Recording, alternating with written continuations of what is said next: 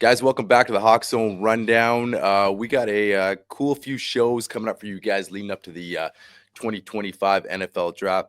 We are looking at positional fits for the Hawks, players that are going to fit in to the system here potentially, and give you guys some idea of maybe some later round values that would fit this system and Mike McDonald's defense and offense. So we're going to break it all down today. This episode, we're going to be touching on interior offensive linemen and also looking at the edge class. So we're going to break that down for you guys and give you 5 of each. But before all that, on the other side, guys, if you like what you're watching, go down, subscribe to the channel, like the videos, share the videos. All that helps. And you can also go down and you can buy us a coffee. So on the other side, positional breakdowns. So y'all can sit here and ask me all the questions y'all want to. Don't you ever talk about Man, let's go. It's go time, baby. I'm just about that action, boss. You ready to go get it. You just like to do it. That's what it is. Defense trying to do that. Pass is caught back in. Can't chase it. What a catch! Jackson Smith and Are you kidding me?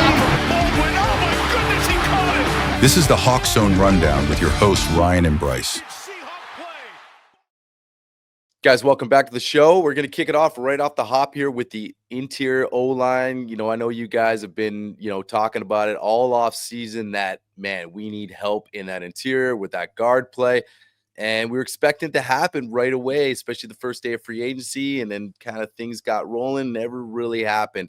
But we talked about some of the reasons why, and now we're leading up to the draft. So there are some potential guys here that there's some plug and play guys here that, if the Seahawks can get up to the podium and get those guys that they could really help this interior right away in 2025. So, Bryce, let's kick it off. I'll start it off here. Number one, I think we're looking at the same guy here, Gray Zabel, interior O-line, man. You slot this guy in right away. This is a guy that if he's there at 18 and the Hawks decide to go guard, and, a lot of people have other ideas that they might do other things. But if Zabel's there, a lot of people say, hey, let's go get this guy and plug him in. No, exactly. And that's why I look at Zabel as the number one guy on this for us, for interior O-line fit for the Hawks. He's versatile. He played tackle, guard, center all through college. He played one of, every position. His athleticism makes him an excellent match for the wide zone scheme. His quickness, he's off the snap, the ability to pull, reach second level defenders are critical for what Kubiak wants to do in this offense, wants to do in this wide zone scheme. He's aggressive. His physical style also aligns with the Seahawks' goal of building a tougher O-line. Like you watched him at Senior Bowl. You've heard Dan Viens talk about it. Everyone that was down there, Brian Nimhauser from Hawk Blogger, is just how physical he was. He was up for the challenge of going against guys from bigger schools. And so that's why I think he makes an ideal fit. Now, the scheme fit, as again, having thrived in North Dakota State's zone blocking scheme. That's a big thing here. He is already used to being in his own blocking scheme. Not much of a having to learn the footwork and everything with that. So I think that allows him to be exactly what you said, a plug and play guy. He's 6'6", 312. So he can also anchor in pass protection, which is another big thing. So yeah, like he could come in immediately and compete at guard.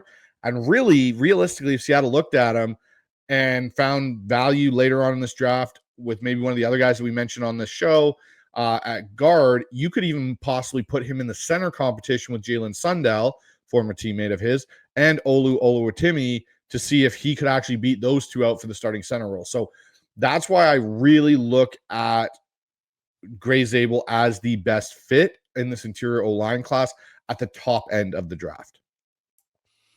Yeah, that's what I like about Zabel too, the versatility, and I've heard a lot about that too, about potentially competing for that center spot, and we know how crucial it is with this Kubiak system to rely on that center. So, are they still, is Kubiak and the new coaching staff a little higher on Olu? Like we'll see, but if you have a guy like Zabel, here's another guy that can potentially compete for that position. But if not, then he's versatile, like play either guard position, and he'd be a guy that, like we said, at 18, a great choice if he's there, if they decide to address guard right off the hop. So we'll see. But as far as a fit for the Hawks, man, yeah, like you said, plug and play fit for Seattle. No brainer there. let's slide over to the second guy on the So the list. second guy for me on this is Donovan Jackson. Now, again, this all depends. If Gray Zabel gets taken earlier or Seattle trades back in the first round, I think Donovan Jackson becomes a real possibility. The reason he fits, he moves really smooth laterally. It was a guard first. So I know this year he played left tackle, and that was due to the Josh Simmons injury. He had to bump out to left tackle and played very well at that spot. But at left guard, he's even better. He can make him a natural fit with that lateral movement for the wide zone. He had 40 starts at left guard for Ohio State. We're talking about a guy that knows the position well. He brings experience from a high-level program. His improved lower strength is one thing that's a big in his run game. Like, he's really worked on that. He's really got a good lower half for the run game. Scheme fit.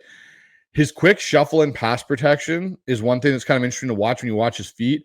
And his ability to execute backside cutoff blocks with the wide zone is one thing that linemen need to be able to do, and he's quite good at it. He's 6'4", he's 320.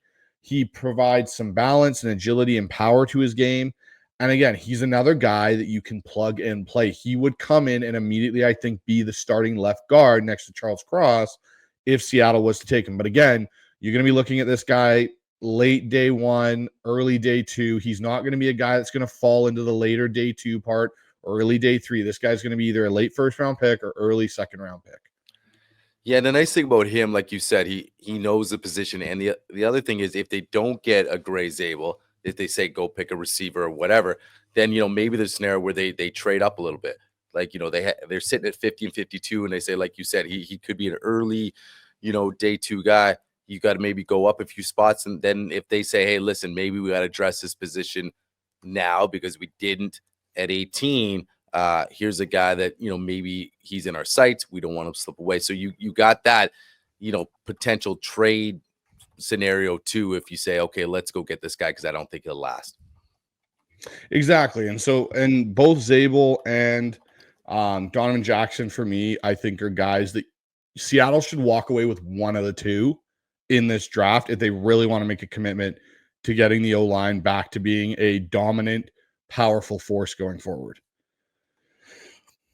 Yeah, agreed. Let's move on to number 3 here for number 3, and the reason he's number 3 for me is more to do with his scheme fit than his actual ability to play, and that's Tyler Booker. And for me, Tyler Booker, he is more of a gap power scheme guy, but the dude is just such a football player. Like, he's the guy, I think, that if you brought him into Seattle, he becomes the alpha on that O-line. He will be the guy that will be the leader of that O-line group. And that's nothing against Dave Lucas or Charles Cross. It's just his demeanor. And when you listen to people talk about Tyler Booker and what, that they've said about him is that he's just that. He was that for Alabama. And you look at another guy that we've had in Seattle that was that for Alabama on the other side of the line of scrimmage, and that was Jarran Reed. He was known as an alpha coming out of Alabama. That's a big deal to be the alpha at that program. It is a massive program. And so when I look at, Booker's scheme fit, his strength and ability to combo block really work well in the wide zone. The only issue I have is his foot speed. Is he quick enough to do it? That's where the gap power, I think, is more his game. He can get onto people and, just drive them. Wide zone, you got to be a little bit more quicker with that lateral. And you look at his testing at the combine, it wasn't great, but then you watch him do the drills, and it's a totally different thing. It was very Jekyll and Hyde at the NFL combine. He's only allowed 2 sacks in 978 pass protection snaps. 2 sacks. That is a ridiculous number. He's 6'5", 325. He's just a guy that can overwhelm people. Like, if he gets his hands on you, it's over. Like, it's over. You're not going to have any sort of ability to get around that. Again, this is a guy that we're talking. He is a day one starter.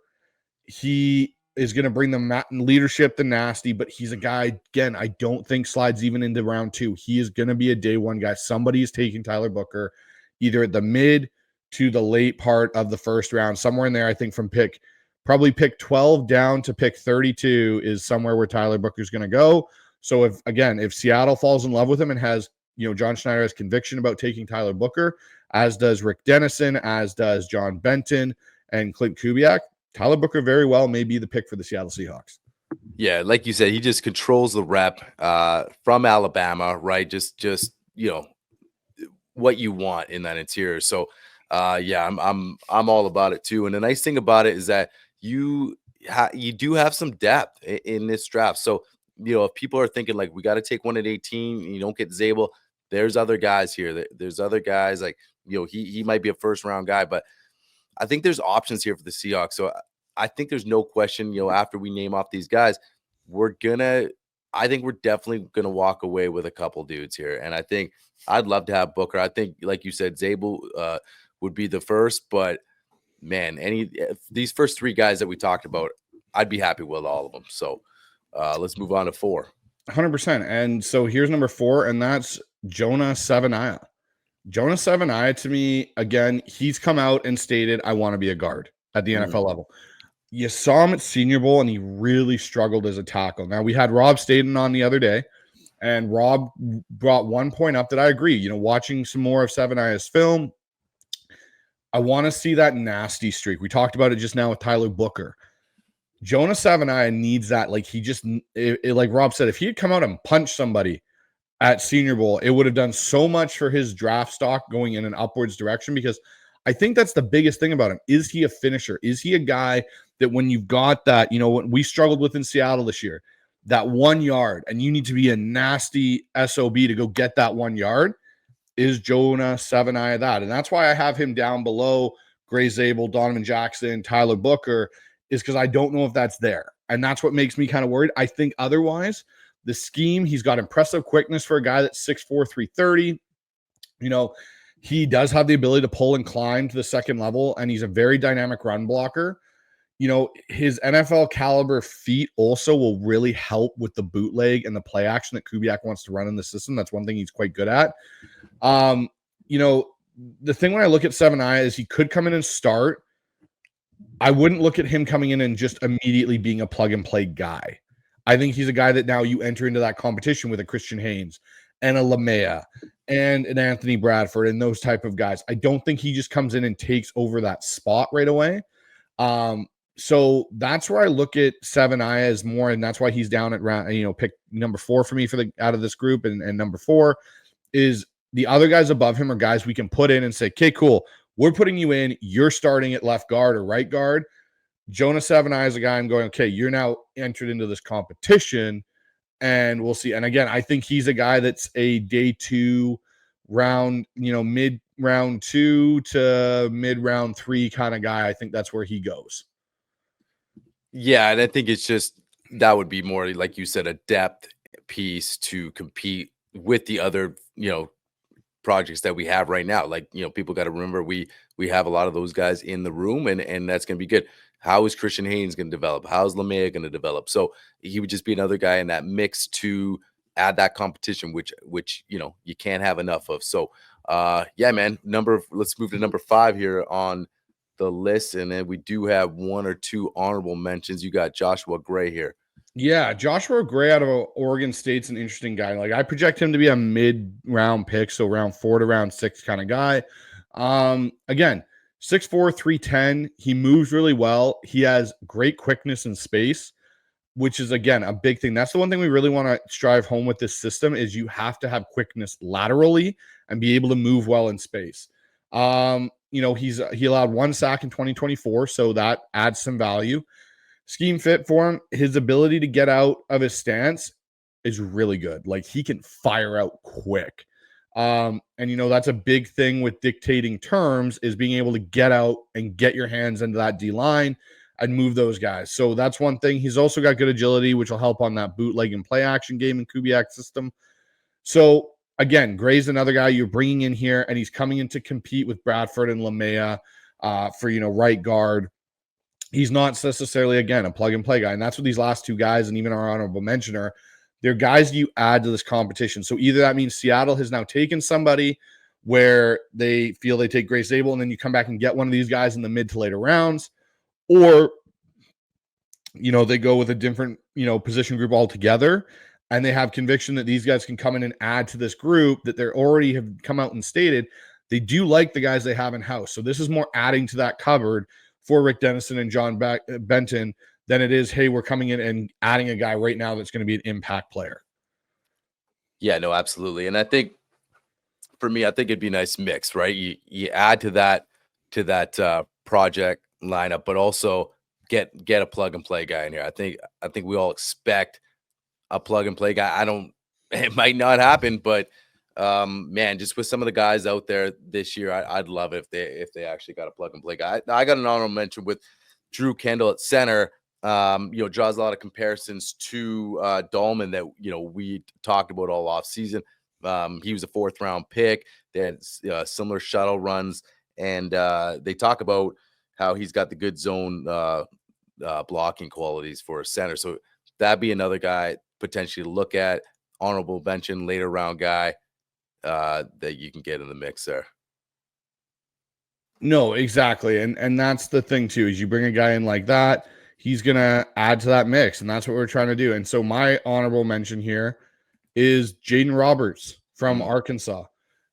He's an under the radar prospect. He has impressive athleticism. Again, another bigger guy, 6'4", 315. But when you look at his tape, his lateral movement, his ability to engage second level defenders are big things in this scheme and this wide zone. His quickness off the snap, his effectiveness in pulling, he just, again, is adding value to this line group with a guy that played at a good sized program, has, good starts.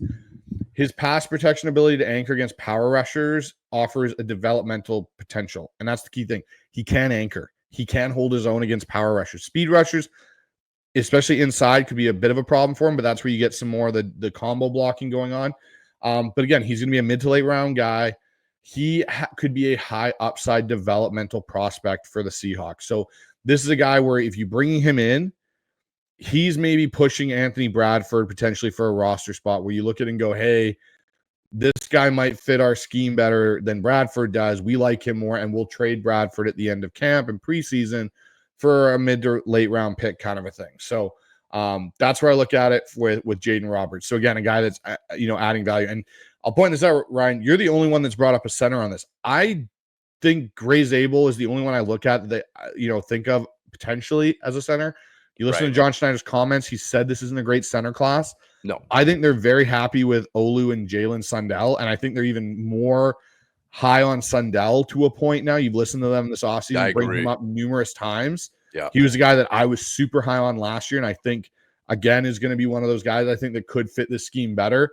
So I don't know if Seattle even goes. I know a lot of people will probably go in the comments and discuss Jared Wilson, the center out of Georgia. Doesn't have a lot of starts. He has 1 year starting experience.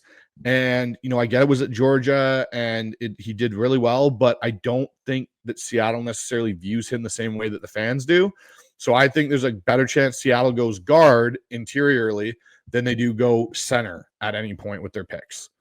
Yeah, I mean, I tend to agree with that too. And I'm high on Sundell. I think even when he got a little cup of coffee out there last year in the regular season, you saw some good things. Like he got out there in the second level and really impressed. I can't remember what game that was, but he just got out and he was like the lead blocker on that one run. Was that Charbonnet? Was that against the Packers or?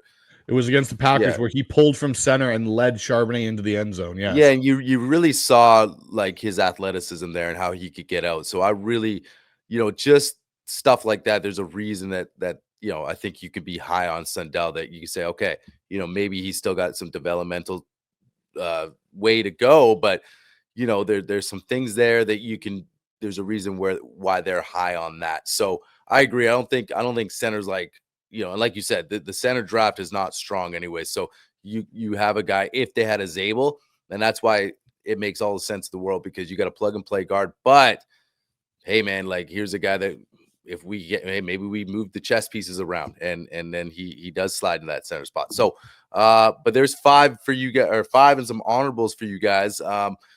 Yeah, drop in the comments, guys, what you think. What is your wish list? What should the Hawks do at 18 as well? Even though we gave you guys these fits for the interior, do you think, if you're John, are you dead set on just going up to that podium and whatever you're doing, you're getting an interior?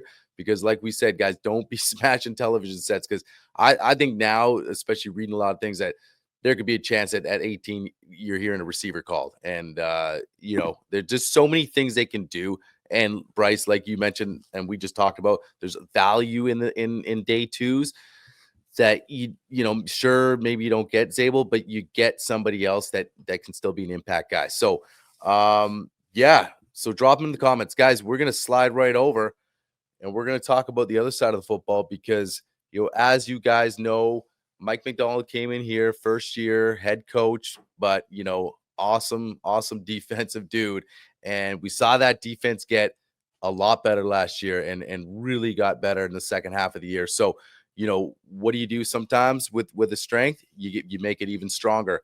And this line is good, but there's you look at that edge class and what we have in the edge, and we got some good pieces, but you always want to see if you can prove that edge, man. So let's get into some positional breakdown, top 5 edge guys that we think that could be a fit here in this draft. Bryce, number 1.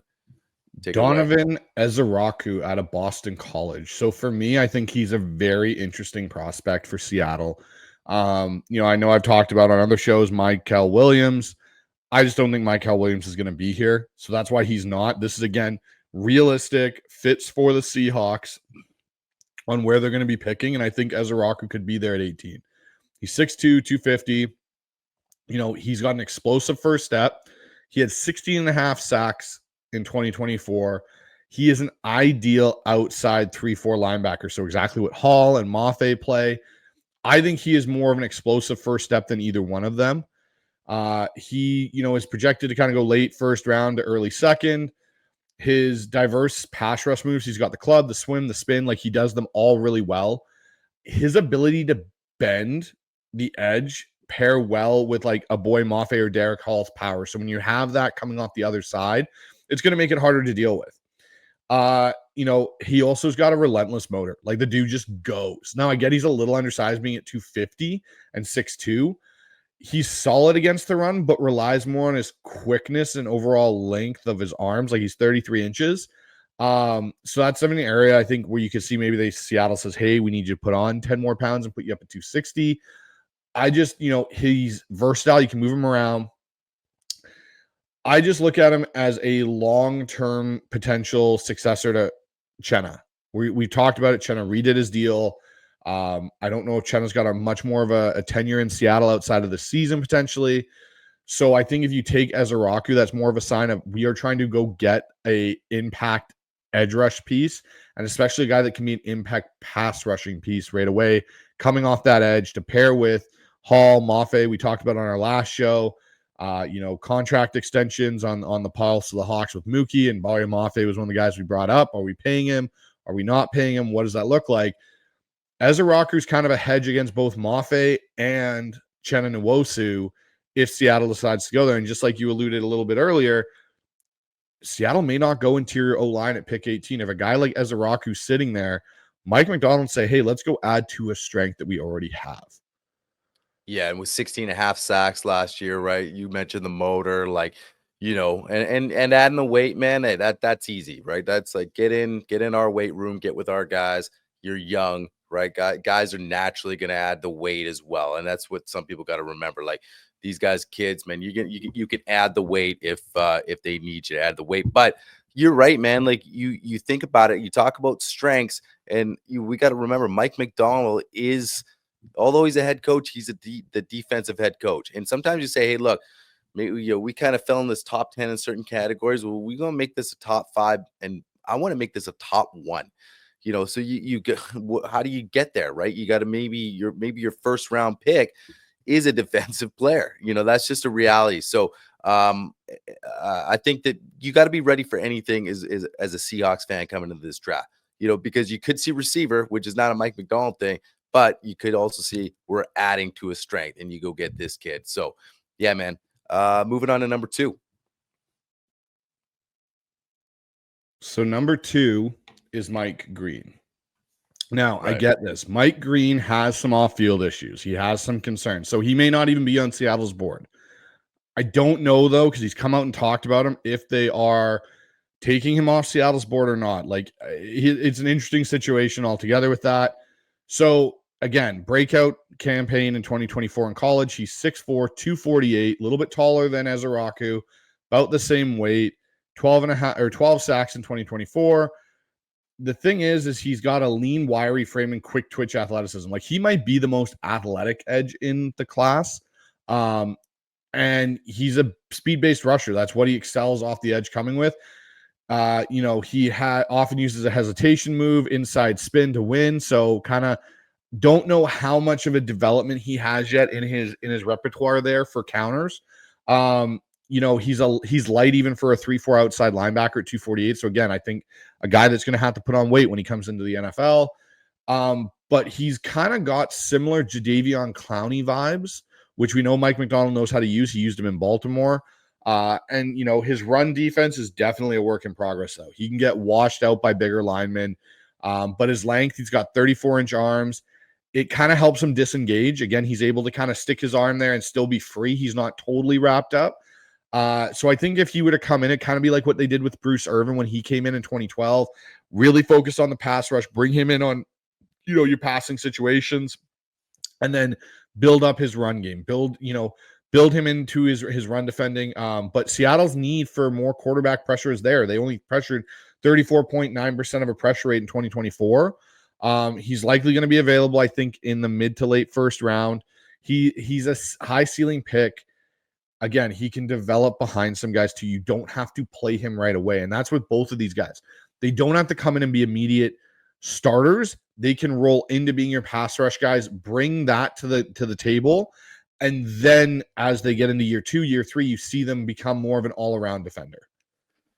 Yeah, and you mentioned like the Philly model, right? Like, just because you're picking guys up, not, and they have the luxury of sitting behind and coming in when need be. You don't have to rely on them. They don't have to be the alpha dog and all that kind of stuff. And that's where you sort of see this edge class. You mentioned Chenna, you mentioned guys like that are like, okay, I don't know how long the tenure is going to be, but you got enough depth right now that these guys can come in, they can slowly progress. And, maybe you're coming in on certain downs and to go attack the quarterback and, then, build up to that run defense. But I think, I think that's kind of the scenario that they probably want. Like, I do think that they're going to pick up an edge in this draft.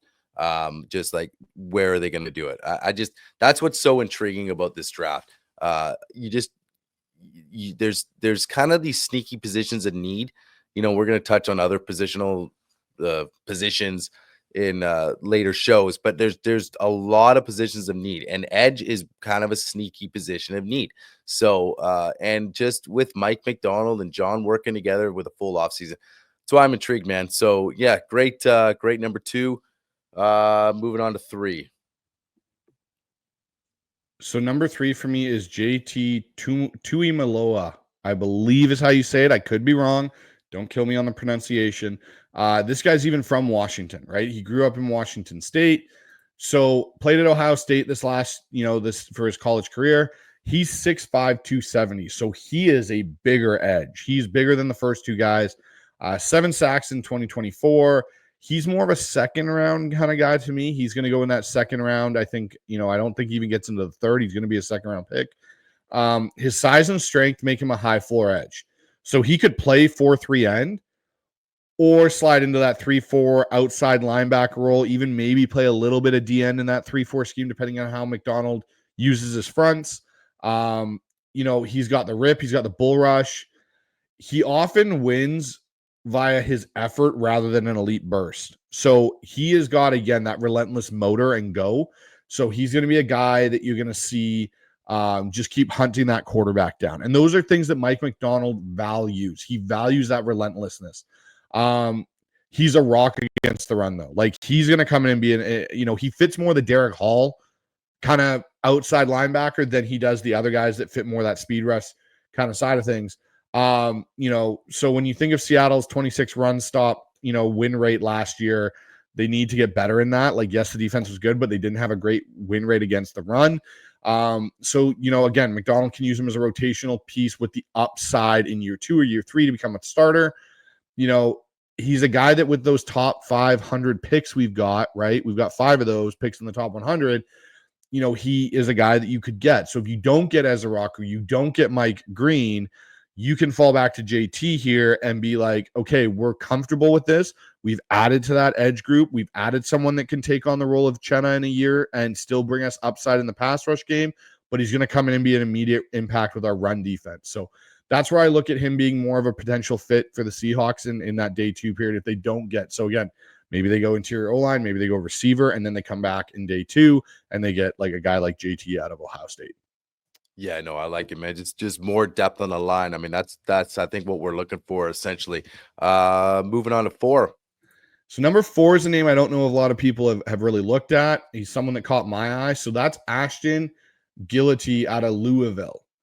So he's 6'3", 275. He had 11 sacks in 2023. He had 5 in 2024. Again, this guy I think is going late second round, early third round.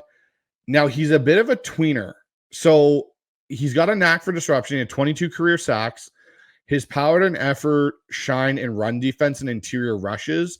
This is what I think makes him a candidate for that 3-4 end, or a passing down specialist. Like he can get to the quarterback. His dip in 2024 in sacks, like I said, he had 11 in 2023. Makes him masks his potential really. Like he is a good pass rusher. His drop isn't really due to him being all of a sudden he forgot how to rush the passer. So his 2023 tape shows dominance. McDonald again could maximize his versatility. You can line him up inside and outside. So again, we know McDonald likes chess pieces in this defense. This is a guy that he can move around, a Swiss Army knife on that front 7. He kind of has that ability where you could play him like Justin Madubuikwe that you had in Baltimore. He's going to give you that 6'3", 275 size inside, so you can rush him inside, give Jaron Reed a breather or some of these guys on the interior on pass rushing downs, but he can also help set, the run edge as a 3-4 end. So that's why I think, Ashton's an interesting prospect out of Louisville. Yeah, you mentioned that Swiss Army, and that's the thing. There's so many intangibles that Mike likes, and would be another good fit. Moving on to the 5th, and then there's a couple of honorable mentions. Yeah, what 5 here? So number 5 here is Gabe Jacobs out of Illinois. So he's 6'3", 225. He had 8 sacks in 2024. He's a mid to late third round guy. This is a guy, again, that you're taking later on. You don't expect him to come in and be impact, prospect right away. He's more of a guy that you're coming in to develop. So, Gabe's got raw athletic pass rusher with a quick first step and a bendy frame. Like he has a lot of bend towards of what Ezeraku had, who we talked about at the top of this. He can be, his 8 sacks in 2024 highlight his upside. He's unpolished against the run, though. He does rely on his speed over his strength. As a stand-up rusher in sub packages, he'd thrive in McDonald's scheme. Again, he'd learn from the veterans. Again, he's a guy you bring in, and he's going to help in the pass rush before he's going to become a full-time starter and help in the run game. Again, he'd be a developmental guy, I think, for Seattle with a third-round surplus of their picks, right? You could take him in that pick 92 range probably. And then I think he'd be, a situational terror in 2026, boosting your pass rush. So if you moved on from Chenna and you go with Mafe and Hall as your 2 starting outside linebackers, then you have a guy like this, in Jacobs that can come in, be, your pass rushing specialist guy that comes in on third downs and wreaks havoc in the backfield. So he's my pick 5 here for a fit. And again, he's going to be a later round guy. Yeah, no, I like it. And my honorable mention, Josiah Stewart, is a Wink Martindale guy. And, we know the connection there with Mike McDonald. So I just think that could be an intriguing one for Mike McDonald. And then, he's both, he's great in both the pass and run. So I think that's another name to look out for just because of the ties there. And so that would be an honorable mention for me. And then Landon Jackson's another guy as well. So yes, he's my honorable mention. He's your honorable mention. Yeah. Yeah. Guy 6'7", 282. Yeah, he's again, that bigger end, an edge, his fit. He's got a towering frame, his length too. He is a run stuffing edge with pass rush potential. He's again fits more into what Gillety does for Louisville than what Mike Green, Ezeraku, and Jacobs do as pass rushing guys. He's going to be more in your run stopping. His 2023 tape is what really kind of stood out. 3.5 sacks versus Alabama. His 2024 tape, and this is why I think he falls a bit in this draft and could be an early mid day 2 guy, kind of second round area, third round. He was really inconsistent in 2024 for me. And that's why he gets the honorable mention in Fitz, because, he'd anchor as a 3-4 end, but he needs a lot of development in some areas to really become an impact starter. So again, he could be a guy you use to replace a Leonard Williams in a few seasons. But like the big thing is his ceiling, even though he's kind of in that same range we said Mike Green could go, he's going to be a lower ceiling guy than Green. I think Green's going to have a higher upside, and that's why Landon Jackson lands as my honorable mention in this group.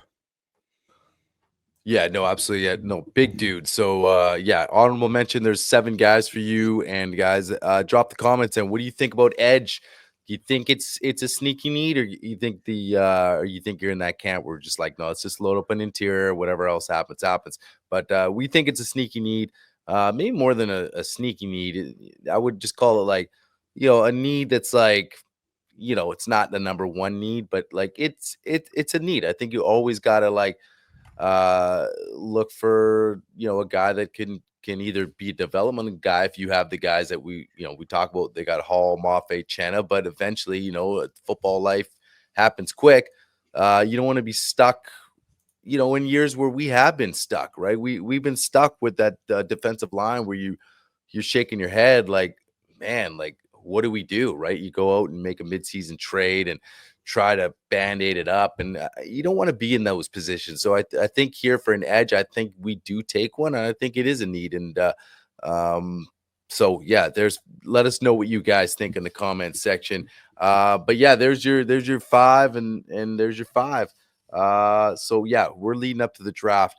We're getting excited. So we're just giving you guys some players to look out for, and especially fits for this team. Bryce mentioned some guys later in the rounds that could be fits, but they're developmental guys, and here's some plug and play guys, right? So it's kind of a nice little mix for you guys to look out for those names. And because there's a few guys here on both sides of the ball that we mentioned, total plug and play guys. Like guys, if you hear their names called, you could be like, expect those guys day 1 starters.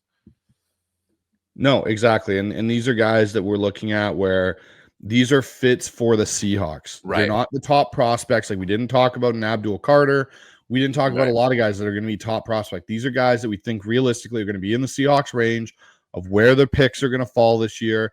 And we gave you some guys that maybe you haven't heard of that, I've studied and watched and think could be fits for the Seahawks and what they're looking for, whether it's in Mike McDonald's scheme or Clint Kubiak's scheme on the offensive side. So, I'm excited to bring the rest of this positional breakdown leading up to the NFL draft. Our next show will be offensive tackles and interior D line. So we're going to knock out the trenches. We know everyone's focused on that. We're going to knock those 2 out here coming up. Yeah, absolutely. I think that's on everybody's mind right off the bat. So it's good to kind of tackle these 2 right off the hop. Guys, like you said, look out for that next one. But drop your comments in. We want to hear from you guys what you think of these groups that we just threw out there, and throw out some ideas you guys got, because we want to hear from you guys. Because there's a lot of good opinions out there. So we want to hear from you guys what you think they should do. Should they just go all online? Are you in that camp? Donna, just first 3 picks, pick guards. I don't care what happens, just because there are some people with that mindset. But just like we said, expect some different things to happen for Seattle, and at least if 18 we don't pick up a guard, there's other guys, there's depth at that position here in this draft. So look out for that, guys. That's it. But if you haven't done it yet, go down, sub to the channel. Also look out for us. We're on fieldgoals.com as well. So make sure you go over there. Awesome content. Our podcast is over there as well. So make sure you go down there and check them out. And Bryce, any final thoughts before we get out here? No, I'm just excited. Draft's getting closer, and I'm super excited for when we have our draft party with all you guys. We'll be doing it live for the first 2 days of the draft. So we're super excited to do that. We'll have some cool guests potentially coming on as well to discuss what's going on, what the Hawks are picking. So yeah, just keep looking out for these breakdowns. They're going to be coming out over the next couple weeks here. And we'll have some cool guests lined up coming up just before the draft and even after the draft. Yeah, absolutely, guys. Look at that. Look out for that. And yeah, the draft party, that's gonna be fun. So that's it. There's your guys, and we'll see you guys on the next one. Go Hawks. Go Hawks.